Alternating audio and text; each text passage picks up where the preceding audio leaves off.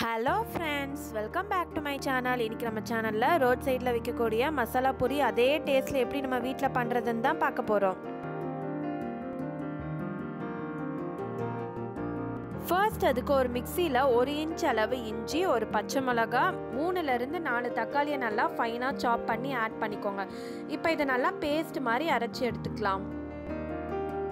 இந்த அளவுக்கு நல்லா பேஸ்ட் மாதிரி அரைச்சதுக்கு அப்புறமா ஒரு பேன்ல 2 ஸ்பூன் அளவு ஆயில் ஆட் பண்ணிக்கோங்க. ஆயில் நல்லா சூடானதுக்கு அப்புறமா ஒரு பட்டை, ஒரு பிரிஞ்சி இலை, 2 கிராம்பு, 1 ஸ்பூன் அளவு ஜீரகம் ஆட் பண்ணிக்கோங்க.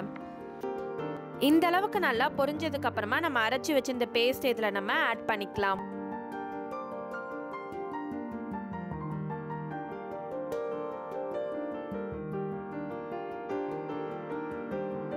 இப்போ இதுல தேவையான அளவு உப்பு ஆட் பண்ணி நல்லா வதக்கிக்கலாம்.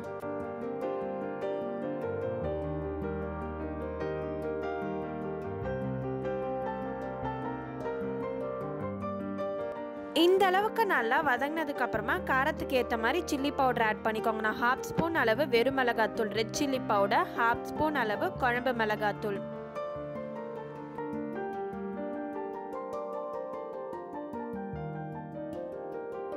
இதுல 1/4 ஸ்பூன் அளவு மல்லித்தூள் ஆட் பண்ணி நல்லா மிக்ஸ் பண்ணிக்கோங்க.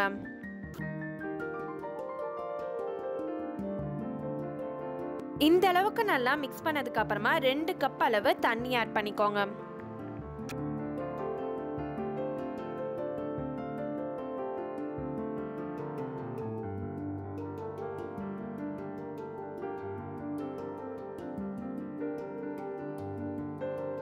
இதுல தேவையான அளவு சால்ட் ஆட் பண்ணிக்கோங்க.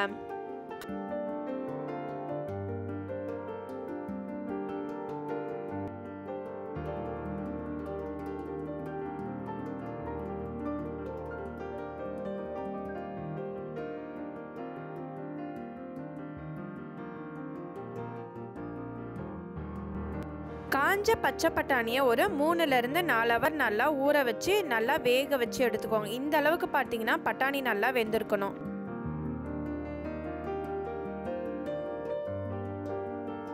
நல்லா கொதிச்சு வரும்போது நம்ம வேக வச்சு வச்சிருந்த பச்சை பட்டாணி இதில் நம்ம ஆட் பண்ணிக்கலாம். பட்டாணியை எல்லாத்தையுமே ஆட் பண்ணிடாதீங்க, கொஞ்சமாக பூரிக்காக எடுத்து வச்சுக்கோங்க. திக்னஸ்க்காக இப்போ நம்ம ஒரு பேஸ்ட் ரெடி பண்ணிக்கலாம். ஃபர்ஸ்ட் அதுக்கு ஒரு பேன் வச்சுக்கோங்க. பேன் நல்லா சூடானதுக்கு அப்புறமா 2 ஸ்பூன் அளவு ஆயில், கீ இல்லைனா பட்டர் ஆட் பண்ணிக்கோங்க. நான் இன்னைக்கு கீ ஆட் பண்ணியிருக்கேன். கீ நல்லா மெல்ட் ஆனதுக்கு அப்புறமா 1/2 ஸ்பூன் அளவு கடலை மாவை ஆட் பண்ணி இந்த கீலையே நல்லா மிக்ஸ் பண்ணிக்கோங்க.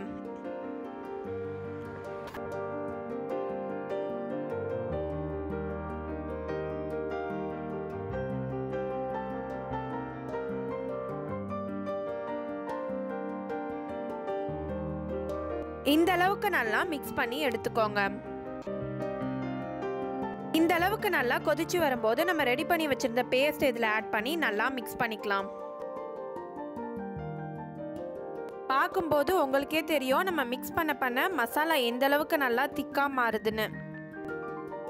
எந்த அளவுக்கு திக்னஸ் வேணுமோ அந்த அளவுக்கு நல்லா திக்னஸ் வந்ததுக்கு அப்புறமா ஸ்டவ்வை ஆஃப் பண்ணிடலாம்.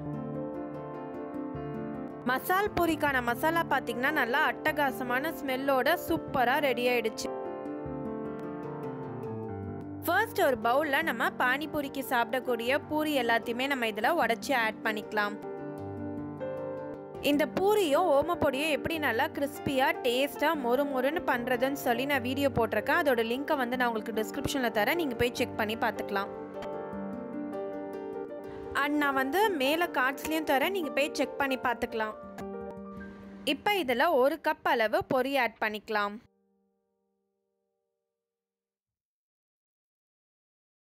இப்போ இதில் 2 ல இருந்து 3 ஸ்பூன் அளவு ஓமப்பொடி ஆட் பண்ணிக்கோங்க. இப்போ இதில் கார்ன் சிப்ஸ் ஆட் பண்ணிக்கலாம். இப்போ இதில் கொஞ்சமாக வேக வச்சு எடுத்த பச்சை பட்டாணி ஆட் பண்ணிக்கோங்க. கொஞ்சமாக பொடியாக நறுக்கி வச்சிருக்க ஆனியன் ஆட் பண்ணிக்கோங்க. கடைசியாக சர்வ் பண்ணும் போது நம்ம ரெடி பண்ணி வச்சிருக்க மசாலா இதில் ஆட் பண்ணிட்டு சர்வ் பண்ணிங்கன்னா நல்லா மொறுன்னு ஸ்பைசியாக டேஸ்ட்டாக அவ்வளோ சூப்பராக இருக்கும். டேஸ்ட் பார்த்தீங்கன்னா அப்படியே நம்ம ரோடு கடையில் வாங்கி சாப்பிடக்கூடிய மசால் பூரி மாதிரியே இருக்கும். அவ்வளோதான் ஃப்ரெண்ட்ஸ், நல்லா மொறு மொறுன்னு ஸ்பைசியாக டேஸ்டான மசால் பூரி ரெடி ஆகிடுச்சு. உங்கள் வீட்டில் நீங்களும் அதை ட்ரை பண்ணி பார்த்துட்டு எப்படி இருக்குன்னு சொல்லி மறக்காமல் கமெண்டில் சொல்லுங்கள். என்னோடய வீடியோ ஃபர்ஸ்ட் டைமாக பார்க்குறீங்கன்னா வீடியோ கீழே தெரிகிற சப்ஸ்கிரைப் பட்டனையும் பக்கத்தில் இருக்க பெல் ஐக்கானையும் கிளிக் பண்ணுங்கள். அப்போ தான் நான் போடுற ஒரு வீடியோவையும் நீங்கள் மிஸ் பண்ணாமல்